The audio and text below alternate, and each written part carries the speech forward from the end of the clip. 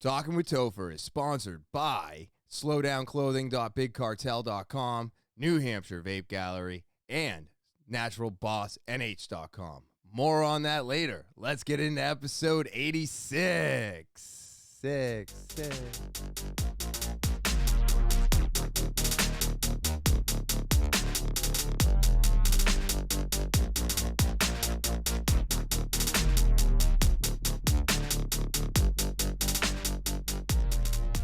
What is happening, TwT fans? It is so good to be back. That's right. It's another beautiful day out. Today is Sunday, November 14th. But for all of you out there, it is going to be Thanksgiving. So I want to say happy Thanksgiving. I'm trying to keep this podcast.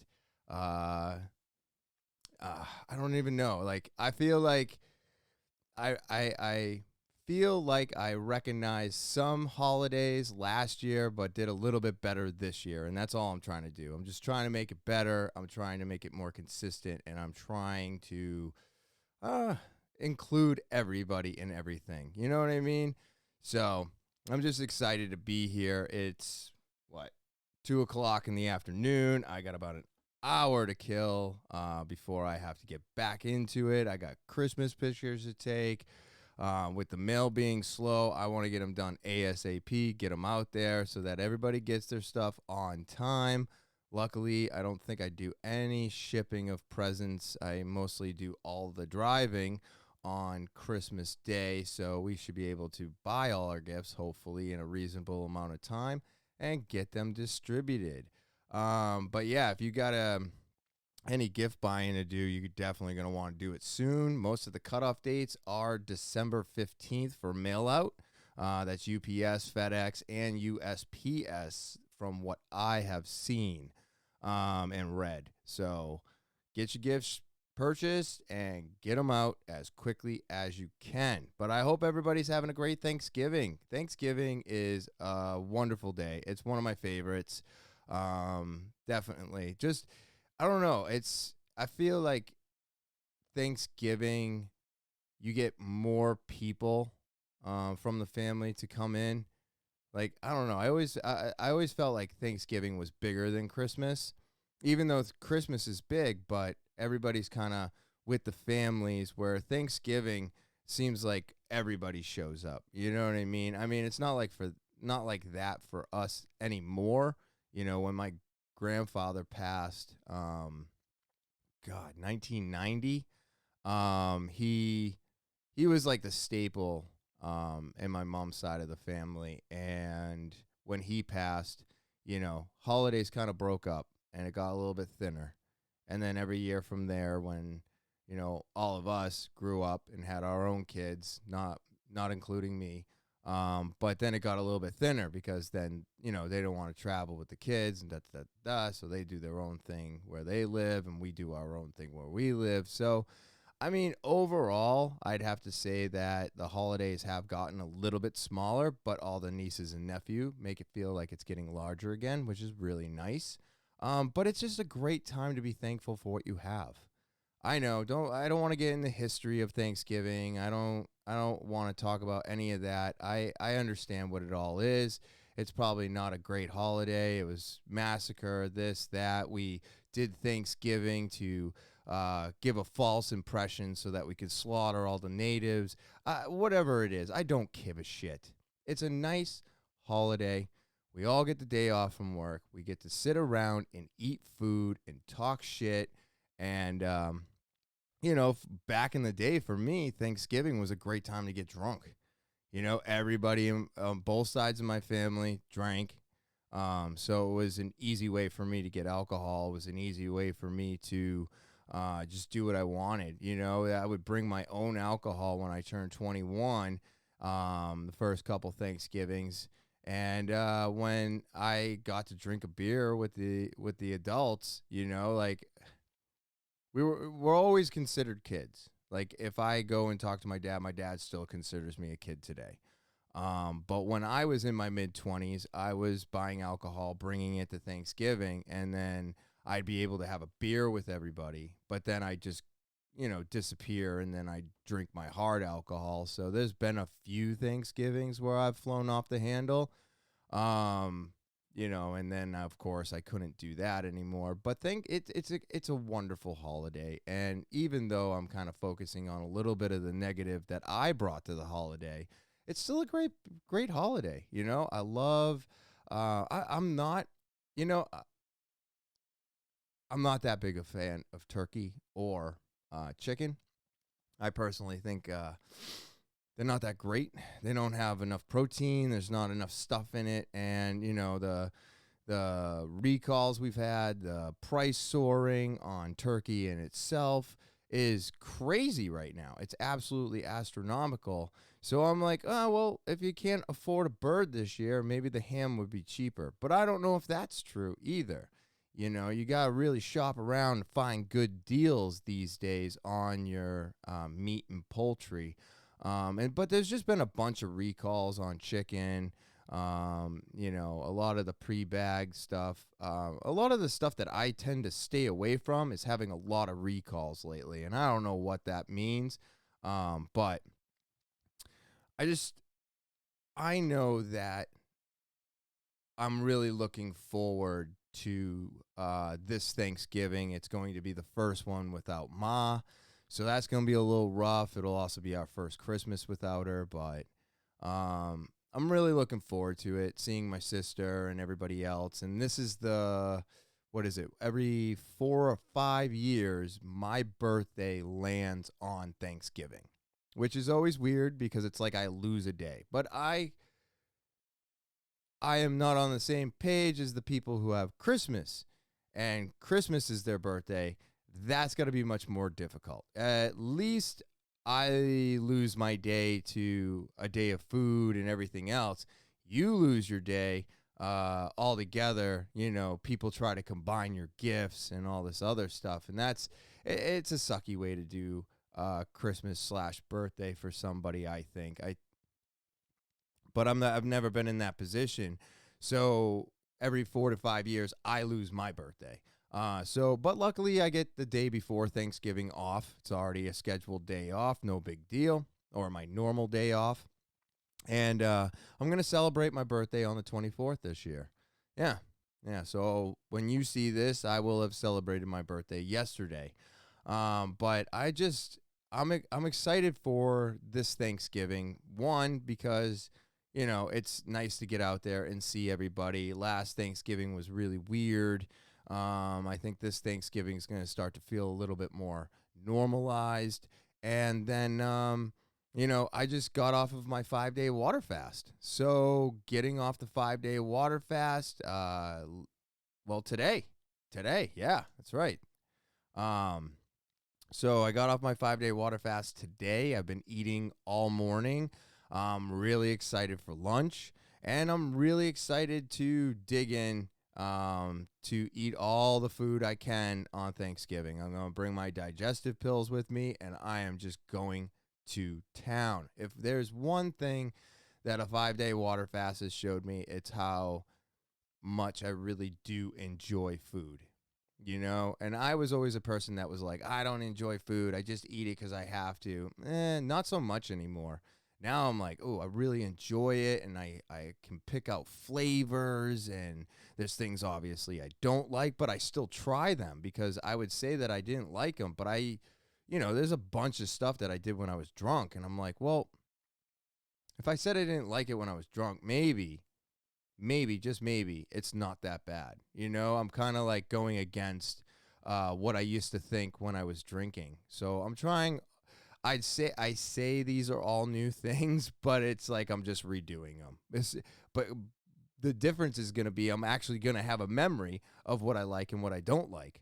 I'm going to have a memory of that food. I'm going to have the memory because I didn't have the memories before, So I just think it's a great holiday, and it's a good time to get with family, take a deep breath, look at everybody and everything around you, and soak it all in and enjoy it. If you're the one that's cooking or it's your house, I can understand being lost in the chaos.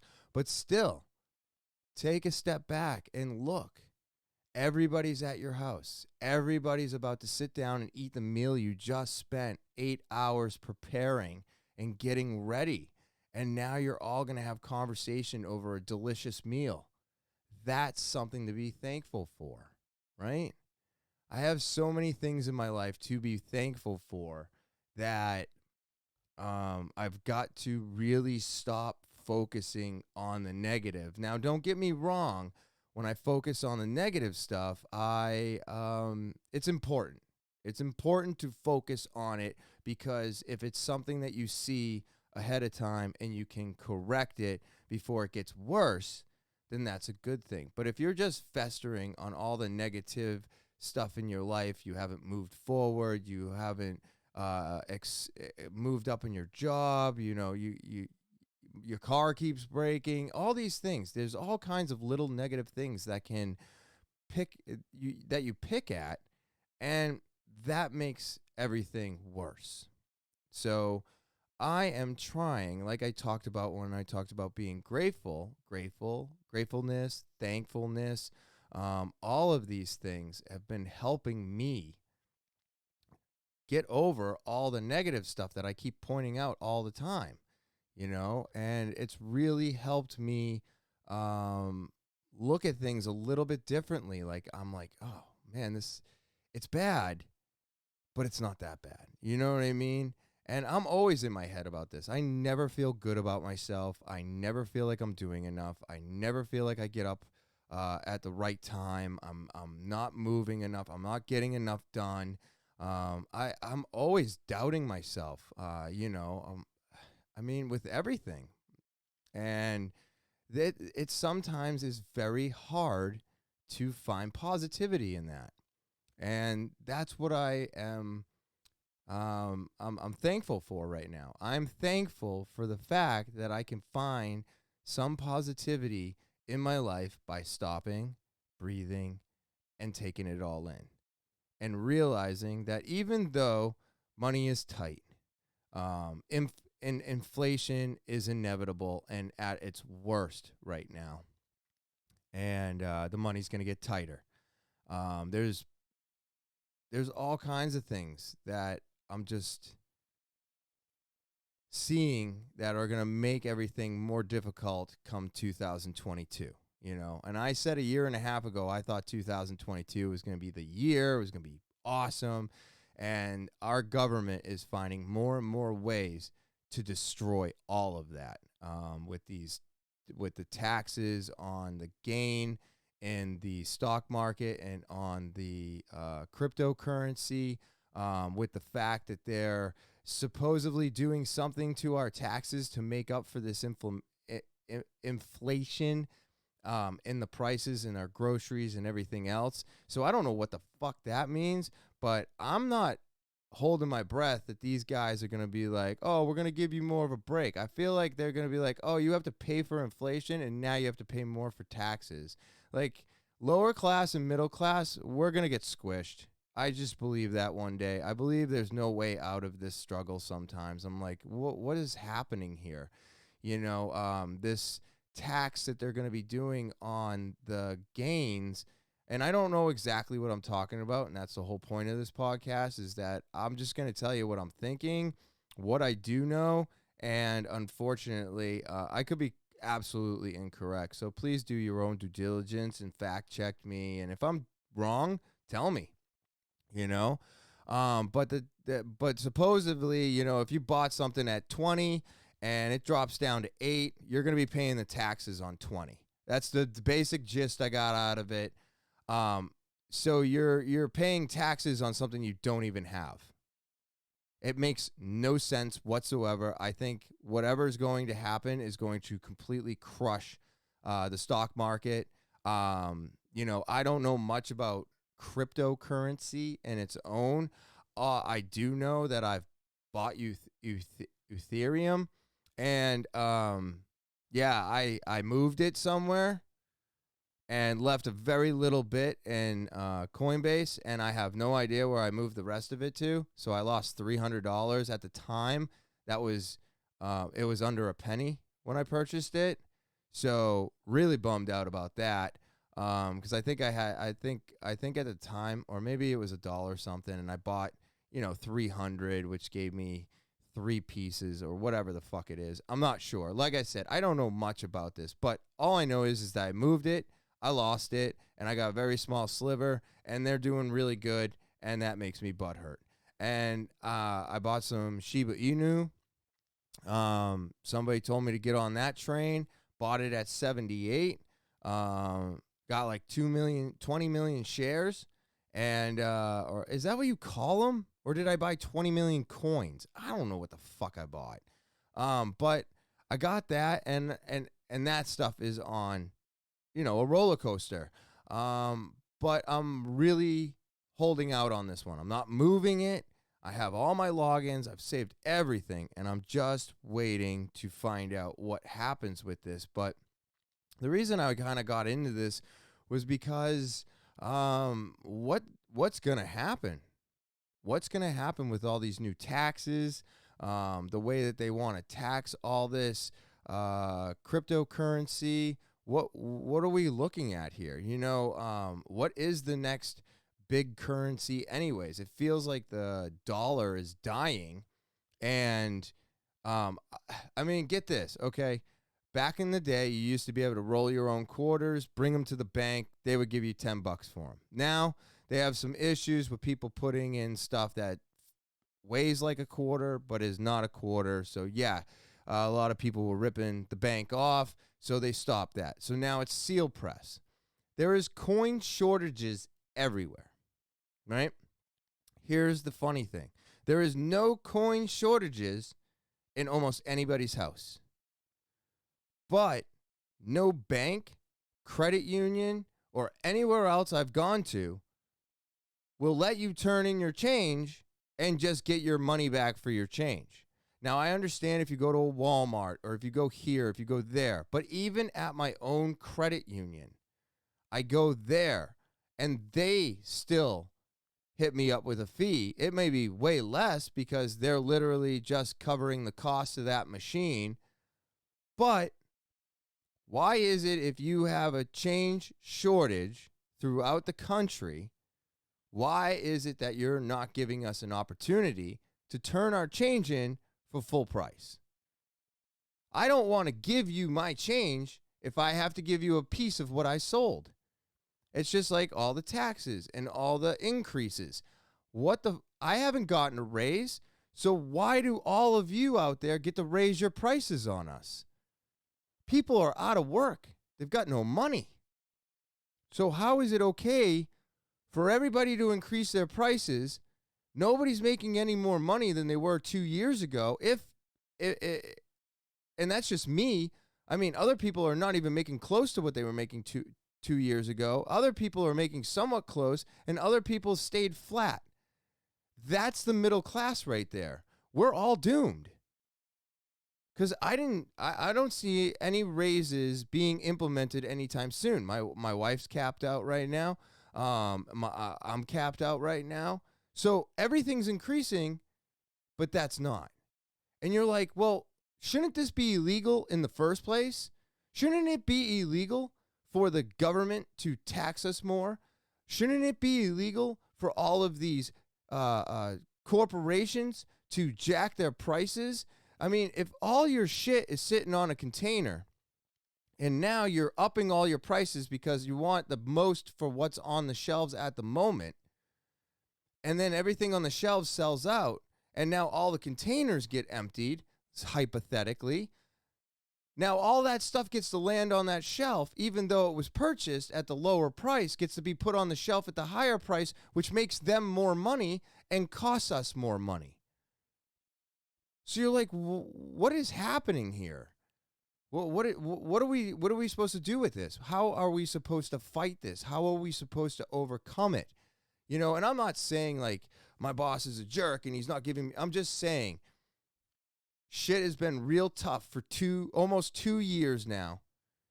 And I think it should be illegal for corporations and our government to take any more money from us than they did in 2019. Everybody should have been halted.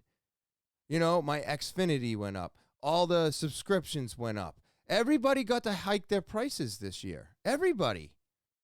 But we have more people on unemployment, not working, jobs. I mean, we have, 70,000 truck drivers throughout the country that are not working. And you're like, oh, let's hike the prices of everything. How? Nobody's working. Nobody has money for this shit. And the people that do have money for it, well, fuck me. What am I supposed to do now? So that is irritating me. It shows me that the dollar, our currency, doesn't seem to be doing as well, and our government is just fishing for every penny that they can, because now they want to pull a $1.75 trillion deal that's not supposed to cost us anything. If anybody out there actually believes that them making another $1.75 trillion appear for us to continue on, but we won't have to pay it back, I want to know what you're smoking, because I need some of that, because this is a bunch of BS. There is no way in hell that our government is going to put in this spending limit, raise our debt again, and we're not going to have to pay it back. I want you to know right now that the middle class is going to cover almost all of this. The rich will jump through hoops and avoid it, like always, and that's it. It's the poor and the middle class that gives the government all their money. Always has been, always will be. And I don't know. I'm just really tired of it, and it's making me hopeful for cryptocurrency. Because if this is solid and you can actually make some money from it, and this is the new way to buy things, I just got to figure out how to not pay taxes on it. But I know they're going to eventually take taxes from it, because they're doing it with all digital currency. They're doing it with all online purchasing. They're doing it with online money transfers. They are literally digging into everything that we use online, and they're trying to figure out how they can take more money from us. The biggest problem I have with this is that if I am buying something, right? Let me see if I can do this correctly. Like, if I invest my money in cryptocurrency, how are you allowed to tax me on money you already taxed me on?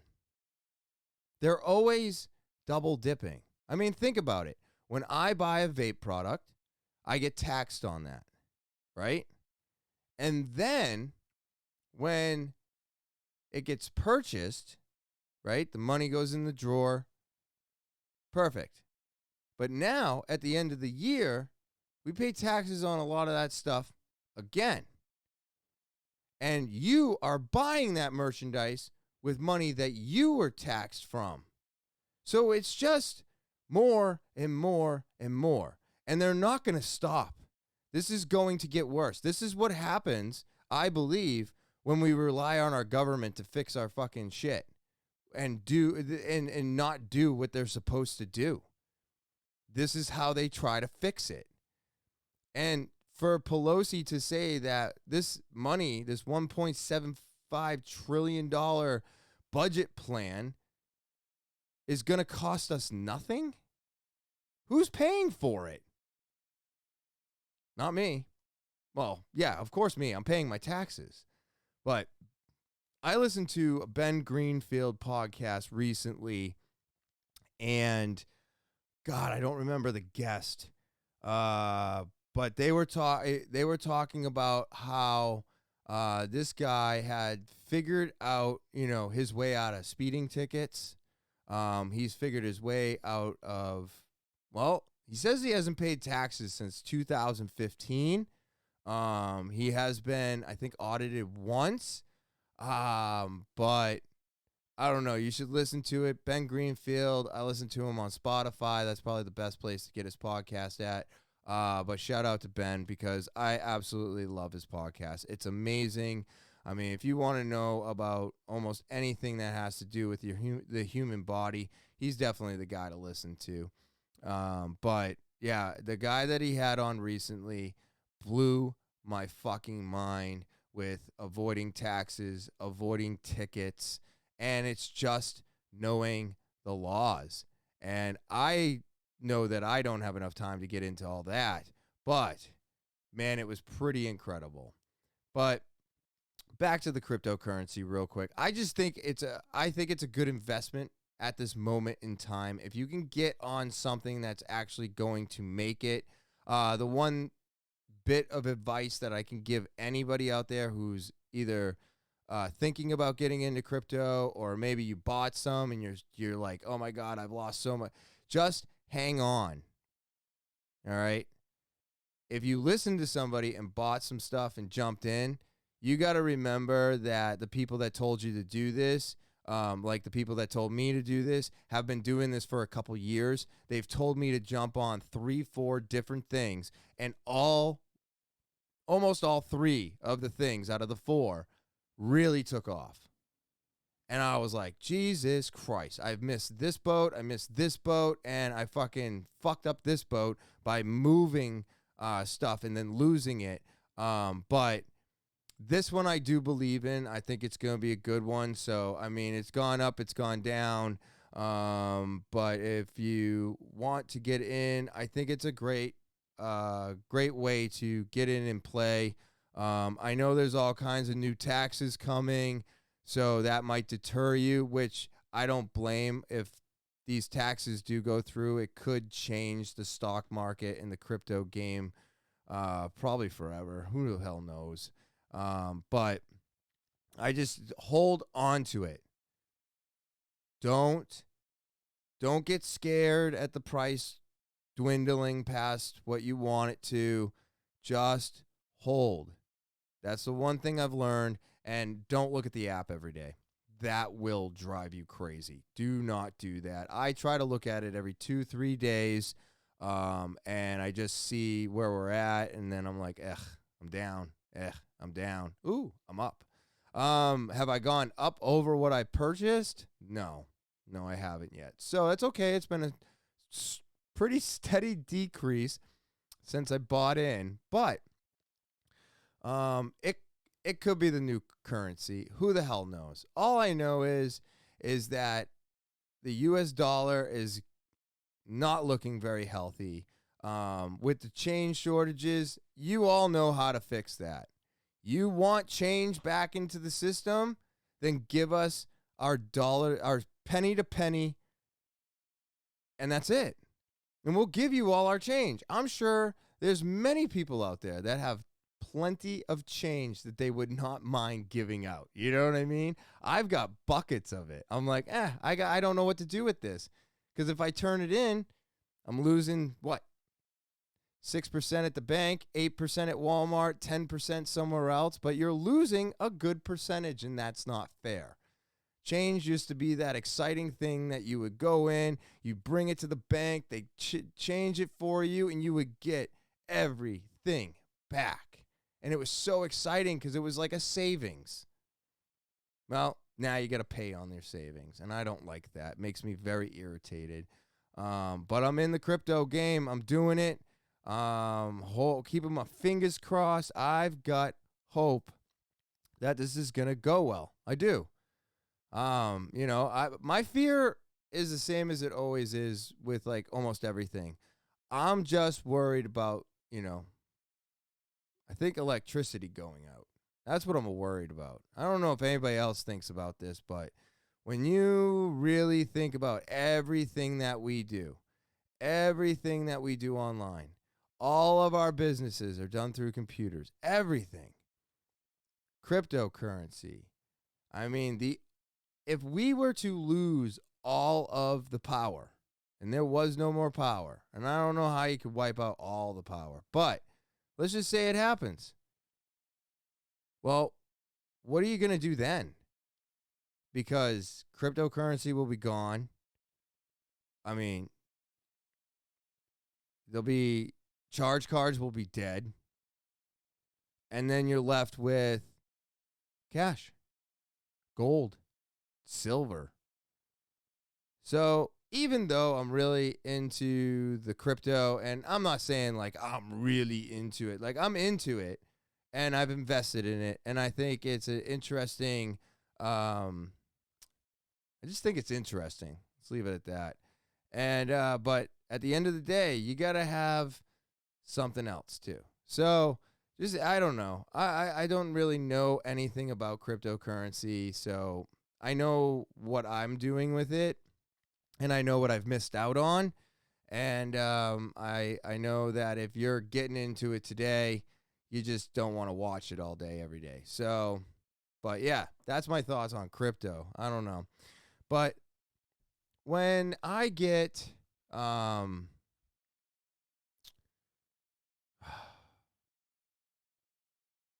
just love the holiday seasons, and I love the holidays. I love everything about them.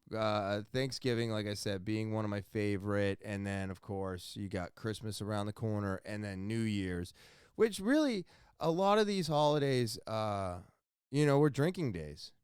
They were all drinking days, and I have ruined so many holidays, so many holiday parties, and it's nice.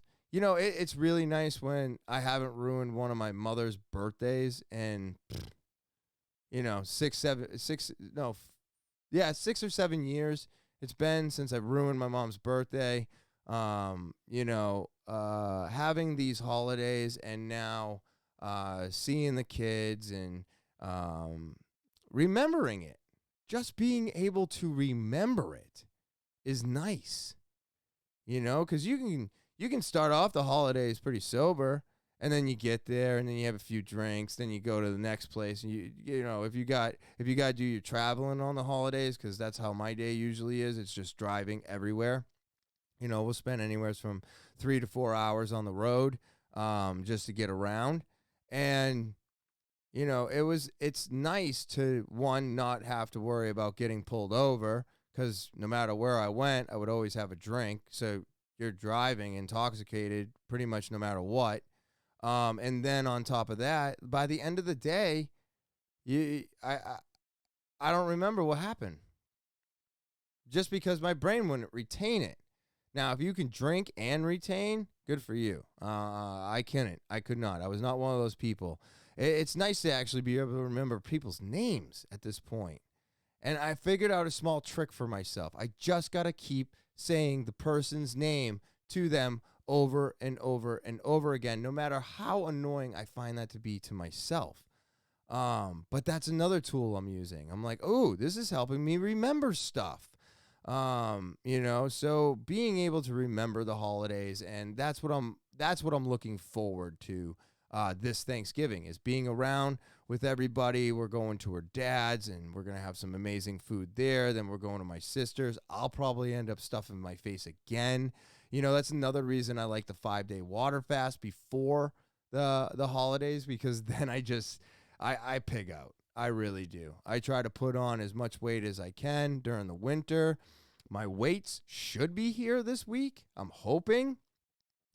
I'm hoping to get them before Thanksgiving. That would be nice. And as soon as I get those, I got to change my diet. I got to pack on more proteins. I got to pack on a bunch more shit. And then I'm going to start lifting. And I am going to try and hit my goal of 165. And that's what I'm going to work on this winter. That's what I'm going to work on. I'm excited for it. I've got everything set up. I've got the gym pretty much done, except for the barbells. And now that all the work schedules will be done, so no more rearranging. I just have 4 more days to take off very soon. And with those days off, I'm going to add in more workouts. I'm going to get back into my jiu-jitsu, and I'm just going to start finishing out this year on a good note, good note, remembering all the holidays. And I know it's tough. I know it's tough during these times, because I used to have a hard time with it. I mean, I just don't anymore. These water fasts and all the things that I do for working out, and the discipline for my eating schedule makes it easy to say no to alcohol. And I think that's what you have to do. You have to find shit that replaces that shit. You have to. You have to find something. You can't just quit and then not do anything. It's not going to work. If you try to go through your everyday normal and the only thing you did was get rid of drinking, you're not going to get rid of drinking. It goes the same with any substance. Insert whatever. So you really have to change yourself, you know? And I think that is what the key is to dealing with our addictions and dealing with our emotions and our own problems. I think that key of wanting to change what is going on in your life is what is needed for the person to realize that it's time to change. And I think that's why it's so hard for us to do these things, because we get into this path that we've, provided for ourselves, and all of a sudden now you are stuck in the path. You've worn down that path so much you can't get up out of the path and get onto the new dirt. But I'm telling you, you can.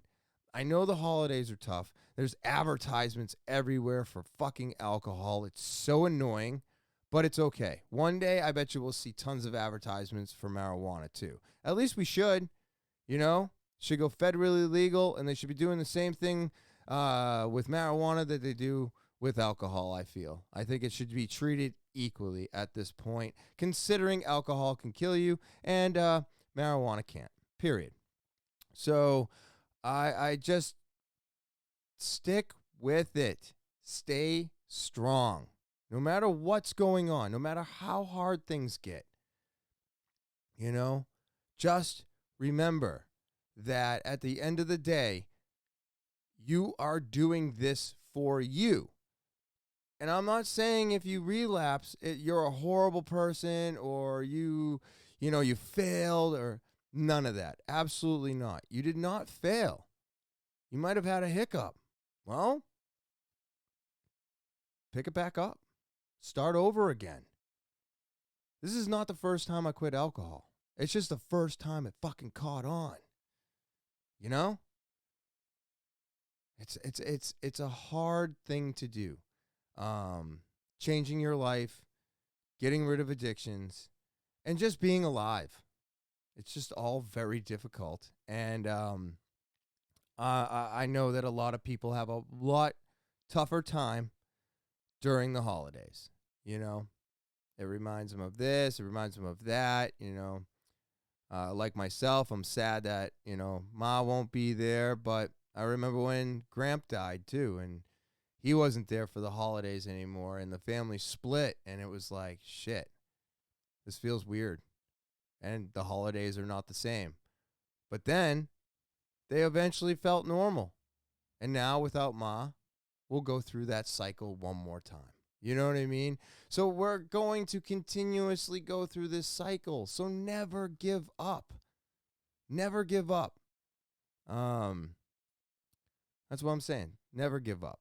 And really just step back, breathe, and enjoy everything that's going on today.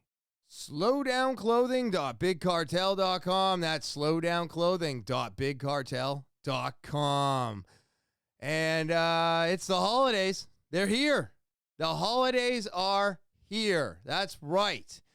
Thanksgiving right around the corner, and Christmas right after that. Thanksgiving's the best time to figure out what everybody wants. And what better gifts to get than Slow Down? They got all the shirts, hats, gloves, sweatpants, sweatshirts, leggings, you name it, they got it. And it's great quality at a great price. And now with the holidays right around the corner and the mail slowing down, this is the time to go buy your holiday gifts and get them shipped out ASAP. Yeah, slowdownclothing.bigcartel.com. Get all of your gifts here this year. New Hampshire. Hampshire Vape Gallery is located at 180 Lafayette Road, Seabrook, New Hampshire, down the street from Home Depot and next to Smoke Ring, where we're open 10:30 to 8 p.m. 7 days a week, excluding major holidays. And you can feel free to give us a call, 603-814-4171. And of course, you can always shop inside of our store. This is the place to go for the holidays this year. Ching, ching, ching, ching, ching, ching, ching, ching, ching, ching, ching. Yay, the holidays are here, right? Everybody's going to be going to Thanksgiving, figuring out what to buy everybody. And where can you go to get all the vaping products that your family members are looking for this year? Well, you can get them right here at New Hampshire Vape Gallery. That's right. We've got them all. Ep86. How about the new G Priv? What? This thing, amazing. Great products. How about some Delta 8 by Moonmen? These disposables are awesome. We've also got CBD pre-rolls, CBD vapables. We've got your flavored juices. We got all your disposables in stock. We've got it all, and you can get it right here at New Hampshire Vape Gallery, located at 180 Lafayette Road, Seabrook, New Hampshire, down the street from Home Depot and next to Smoke Ring, where we're open 7 days a week from 10:30 to 8 p.m., excluding major holidays.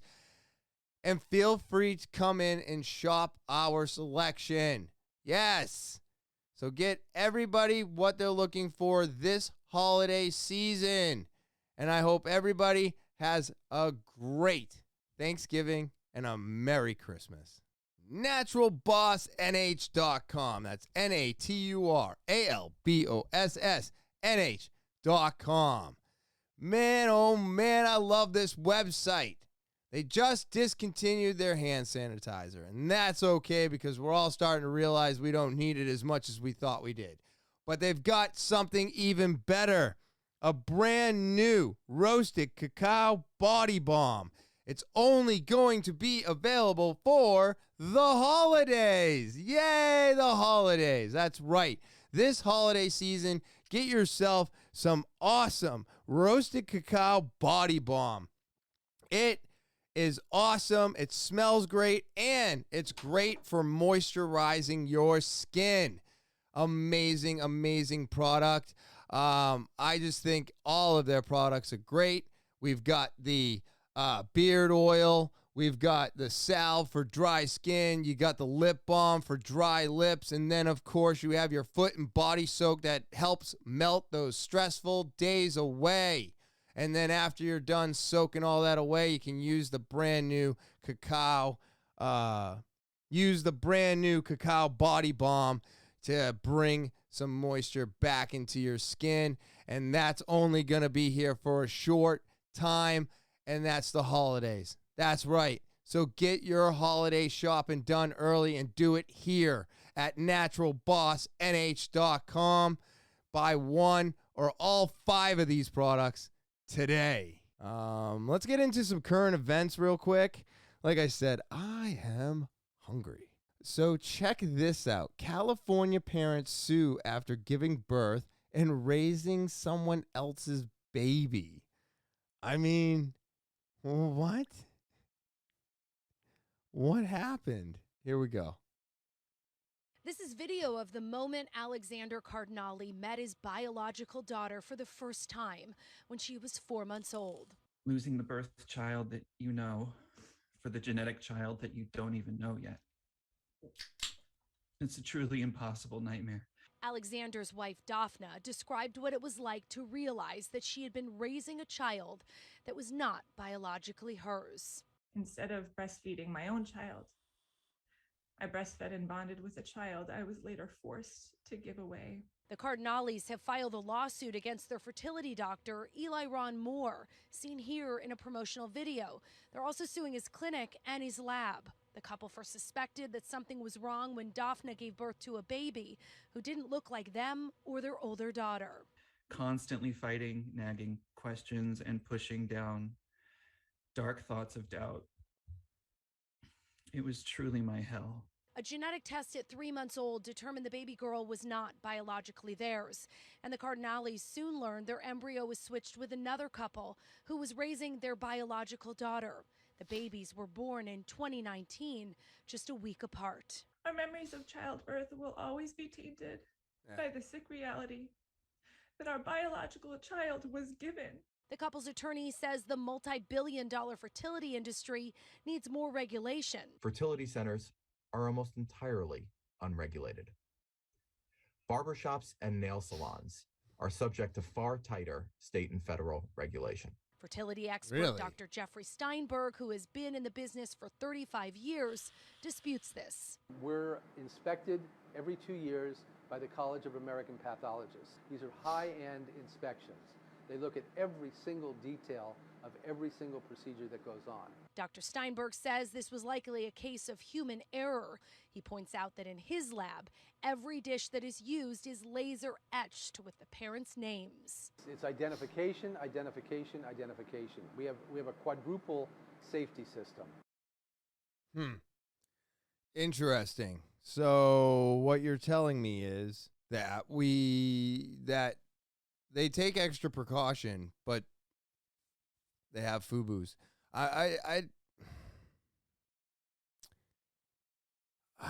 Man, what do you do in this situation? What do you do? You know, I don't know what their circumstances were. I don't know much about, these people, but, I guess if I was trying to have a kid and we went through all this, and then, so what happened to the kid that was theirs? How did they get a baby that wasn't theirs? And where's the baby that they were supposed to get? Like, where'd that baby go? Like, was there a baby swap? Did two families got the wrong babies and they just swapped them back? Or, I guess you have a lawsuit, I'm sure it was very upsetting. And, but at the end of the day, what do you do? That's crazy. Could you imagine? All right, here's I don't even know if this is a good example, but when me and my wife bought our first dog, right? Archer, who I have now, first time we met him, he curled up right underneath my coat and just slept with us while we were playing with all the rest of the puppies. And I was like, I want this one. And they were like, you can't have that one. He is paid for. And I said, oh, that's a bummer. So we took his sister.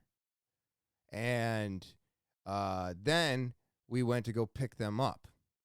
And my wife's like, I think he has a penis. And I go, nah, you're crazy. No way. That's a girl. And of course, I'm driving. I'm not really looking at the dog. But I was told I was getting a girl, so I got a girl. We get home, and I have one of my friends come over, and he goes, dude, your dog has a dick. And I go, what? And she was like, I told you. And I'm like, oh, my God, what? And I look, and sure enough, we got Archer. Now, we had to call the place we got the dog from. The other family called the place, and we all ended up talking. And we decided, because, it had been a week, growing a bond with the dog and training and all this other stuff. A lot happens in a week. And the dogs grow extremely fast. So I know this isn't a great example. But we decided both families were like, hey, they were like, I've never had a girl dog before, so we're gonna, this is great. And me and my wife were like, well, we wanted him in the first place. So yeah, we're happy too. And that just turned out to be that type of a situation. And I know this is different, but what happened to their baby? That's what I want to know. I thought they were going to tell us what happened to I thought there was going to be like a baby swap, So I'm not really too sure on how many people have to deal with this, but I guess take a little bit extra precaution. I don't know how you would ever catch this before it happens. I know that is probably up to the lab and up to this facility to do that for you. I'm sure this was not cheap at all. And I can understand why they're going to sue them. But at the end of the day, what happened to their baby? Right? If they got the wrong baby, where's theirs? Where's theirs? You know? So I don't know. I thought this was a little crazy. And times like these where more people are depending on these labs to, freeze their eggs so that they can have babies later and this and that and other thing. It's like when the time comes, are you going to get the wrong embryos? They're going to unfreeze the wrong eggs and put those into your body, and then you grow the wrong baby inside of you. Like, can this stuff happen? This opens up so many more questions. And if hair salons and nail salons are under more restrictions than these guys, what the fuck are we doing? Shouldn't that have 3 times more restrictions than a hair or nail salon? I think so. But I thought it was pretty crazy that they got the wrong baby, but I was hoping to get a little bit more explaining done. Now, this is on the Astro, what's it called? That concert that just happened with Scott Travis. Travis Scott, I think. If I got it wrong, just let me know. What happened at this concert is tragic. Let's not go without saying that. But the more that you hear about the way that this concert got, the more you're hearing about how often this actually happens, but because there was no deaths, we never talked about it. But I guess this has been happening a lot, and I thought this was neat because this is warning signs about crowds. And let me blow this up for you. So here is one person per per square meter. Okay, so this is one person per square meter. As you can see, it's not too bad. Plenty of breathing room. All right, and then now you have 2 people per square meter. It's getting a little bit more crowded. That seems pretty reasonable. I would not feel uncomfortable in that situation. And then you go up to 3 people per square meter.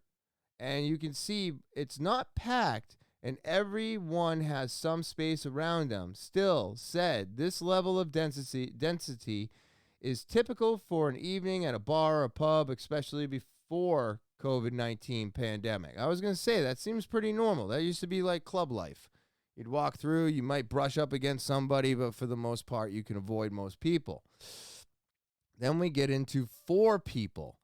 At 4 people per square meter, everyone is a bit closer together, but still not in each other's personal space. Still said, it's similar to the distance people keep while in line in the United Kingdom or the United States. So this is no different than being in line. Okay, that's fine. I could deal with that. Seems like a normal concert. Now we go to 5 people. Look at the density of this. With the density of 5 people per square meter, there's more physical contact between people. This could be safe in calm specter situations, but can start to become a problem if there's pushing or shoving. Because this is where if you get pushed or shoved and you fall down, somebody could potentially step on you. And if it's a fight, then other people start fighting, and it just starts a chain reaction that goes throughout the whole crowd. And whether you want to fight or not, you might just be in one. Then we're going to go to 6 people per square meter. And this situation can start to get dangerous. There's more physical contact, and it's harder for each person to keep a wider stance, making it much easier for people to tip over. At this point, those in the crowd can easily lose the ability to control their own movement. So that is where Travis Scott's concert was. If not, it might have even been at 7. Because if you have looked into, I mean, I played this last week. I played a video of a couple people that were in the crowd talking about it. But, I mean, people were just getting crushed. You know, they were saying how if you were just standing there and you, jumped up, you just jumped up, you'd be stuck up there. Because everybody would crush on top and then catch your legs and you wouldn't be able to drop back down. It's just insane. And I already said this and I forgot, but there's a few different takes on this. I guess he's been known for causing some rioting, calling onto the crowd to do some stuff. I guess it was back in 2015. So he has a tendency of starting this chaos, which to me is kind of unfortunate, you know, because why would you want to do that in the first place? But at the same time, you know, they're saying that somebody was going around with a needle injecting people with fentanyl, and that's why some of these people died. I believe we're going to have to wait to see if the autopsies, see what the autopsies say, and I also believe that this is being a story that's being narrated because, you know, they don't want to say that they had lack of security. All these things could be true. Most of this stuff could be made up. Who the fuck knows? We weren't there. That's the problem. I wasn't there. I have no idea. I'm speculating. But all I can say is that you can't deny math, numbers, and science. So this is telling me that, like, when something gets like this, I don't know, man. I just wouldn't want to be in that position. I dip out. And they were saying you couldn't even get out. You were stuck. Like, people were passing out and then being lifted to the top and then being crowd surfed off. So this was just an intense situation to be in. And I think, you know, we'll get the answers that we're looking for at some point.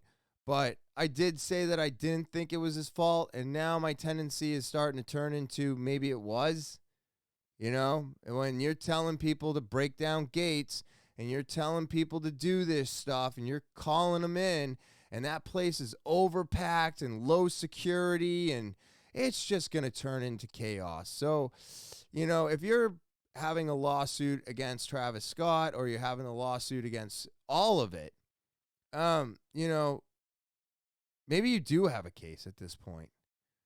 You know, the venue seems to be in the wrong and so does he. So we'll see what happens, but this is what it looks like when 6 people per square meter get next to each other. It's intense, and you got I don't know how you protect yourself at that point. You know, I know everybody wants to be at the front of the stage. They want to see the show, but it's like when do you go, ooh, this is a bad idea? Let's see for my next one. So this is awesome. I'm excited about this. I don't think there's a video, but okay. So I've been saying this for quite some time now on the vaping industry, right? It has been in the UK for like 30 years now. So what they're doing is now the UK or Europe, upon the UK government to help raise awareness of the results with the World Health Organization, especially now that the WHO's COP9 Global Conference will take place in November of this year, likely serve as a launching pad for smoke cessation, vaping, and tobacco policy around the world. So this will be great because we will no longer have a state-to-state thing.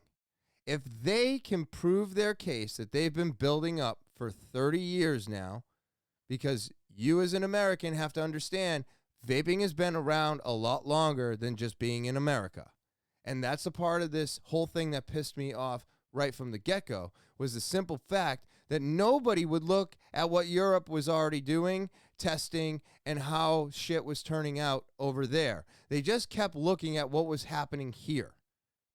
And then going, we don't need to look at anybody else's data. We know what's going on here, and that's all that matters. That's not all that matters. There is much more to this, and we are just ignorant. Are we ignorant? What's the word I'm looking for here? I don't think it's ignorant. I think it's, what's the fucking word I'm looking for? We just think we know everything, you know? And I've been saying this for years. You need to share what's happening here with what's going on in Europe, and everybody needs to collab and put all their information together. And I think we're going to get a broader picture of how much better than smoking vaping actually is. And this has always been my argument. I know for a fact, if you are a smoker, vaping is much healthier for you. But if you are somebody who has never vaped or smoked in your life, this is so bad for you. It's not as bad as cigarettes, but it's still bad. Why would you go from never inhaling nicotine in your life to vaping on fucking Juul pods? You know, this is why my nephew is addicted to it, because he went from nothing to 50 milligram e-juice. Now, I was a vapor for many years on 3 milligram vape juice, went to 50 milligram, and now I'm having a hard time cutting back. I'm down to 25. But anything lower than that, I feel like I'm just not getting anything anymore. And that's because I went up, and now I have to back down again. So this isn't just something that I'm saying. It's something I'm dealing with. I wanted to be done with vaping.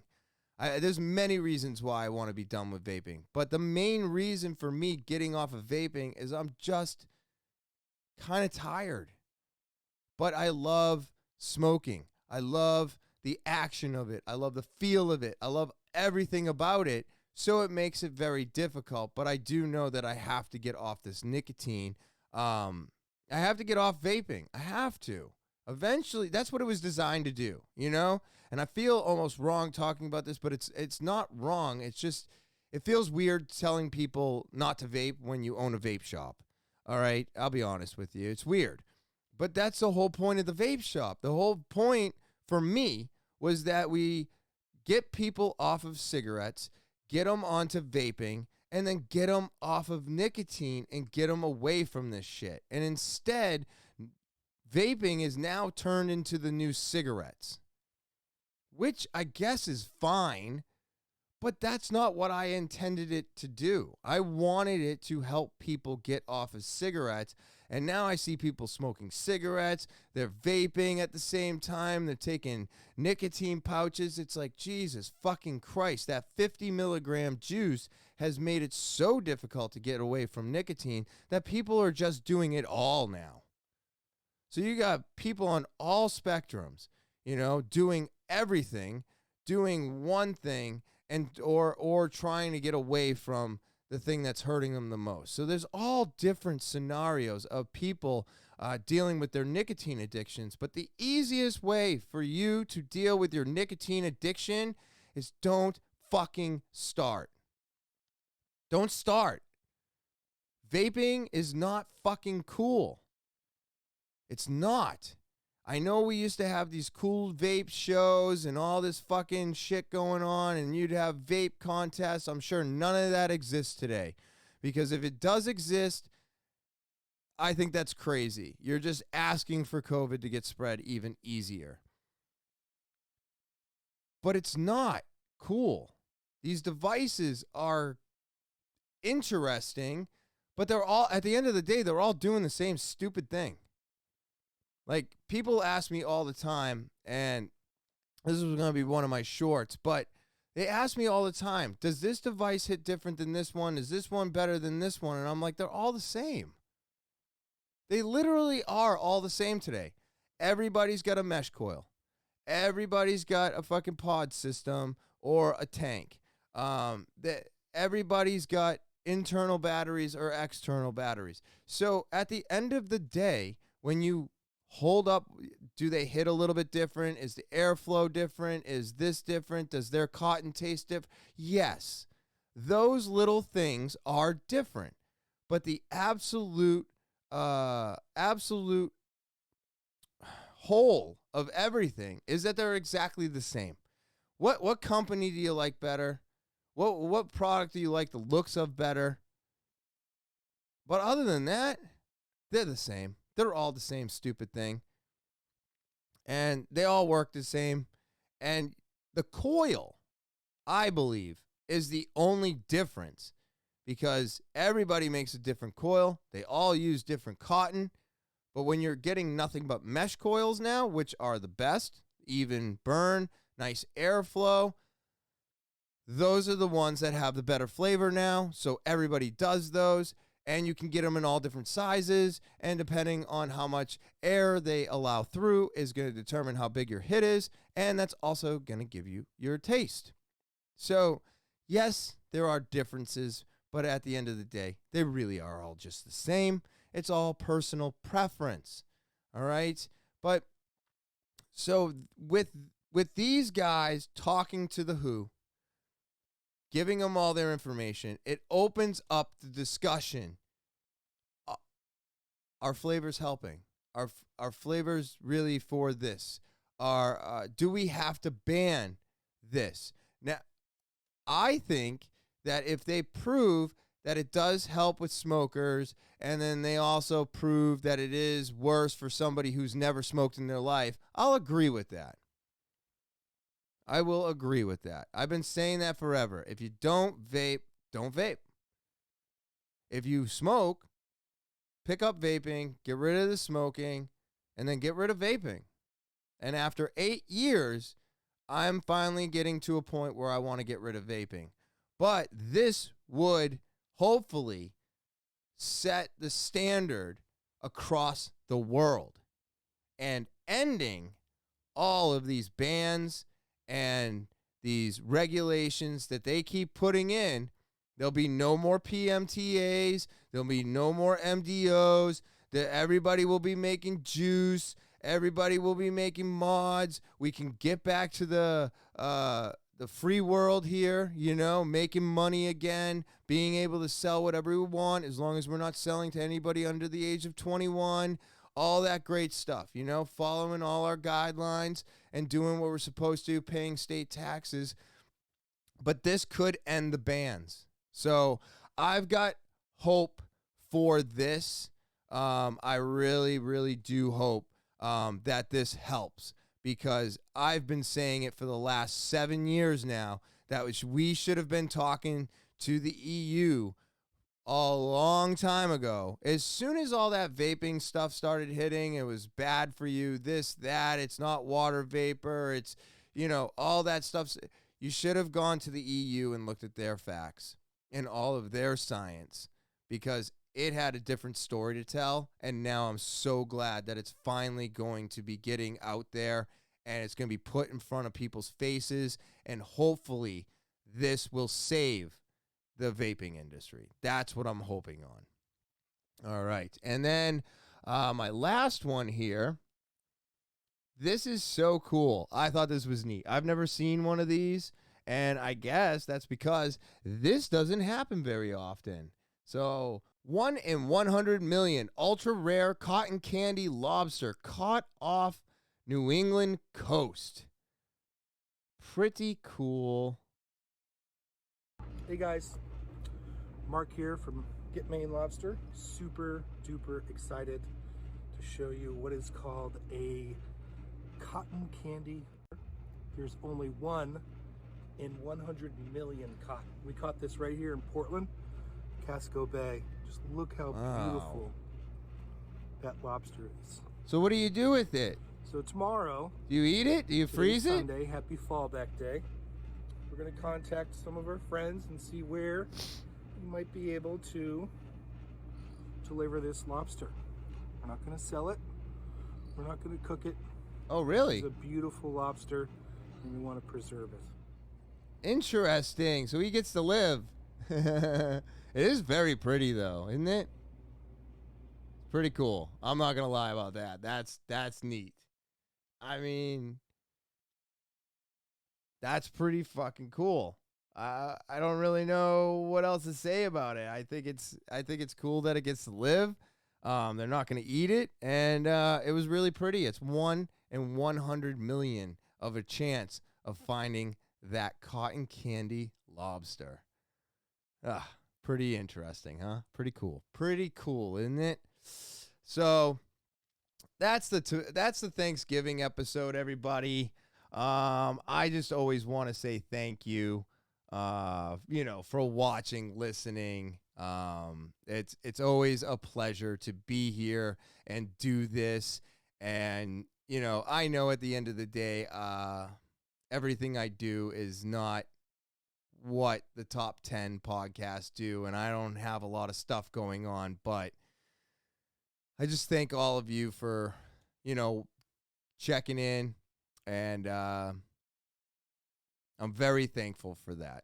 So I'm thankful for all of my subscribers and all of you that watch and listen. It's been a pleasure, and I can't wait to do more, I'm just excited to do more, and I am thankful for that on this Thanksgiving. If you are new to the podcast, remember to subscribe. That's right. Subscribe, hit those like buttons, share, rate, review, and comments. If you want to know when all the new episodes upload, remember to hit those alarms. All right. And then if you want to follow me, you can go to Instagram, Twitter, Snapchat, TikTok, and Facebook. I do content all week, every week, most of the weeks. I don't know. I just do extra content for you. It's fun for me to do. Gives you a little something before the podcast. So again, Instagram, Twitter, Snapchat, TikTok, and Facebook. And then if you want to get more involved with the podcast, talkinwithtopher at gmail.com. That's talkinwithtopher at gmail.com. If you want free merch, put slow down in the subject line. Tell me your story. I pick it out. I read about it. Maybe it gets so good I have you on the podcast. You're going to get some free merch. All right? And you can only do that if you send an email over to talkinwithtopher at gmail.com. Yes. So do that, and that's it. That is it. As always, I hope you're having a great Thanksgiving.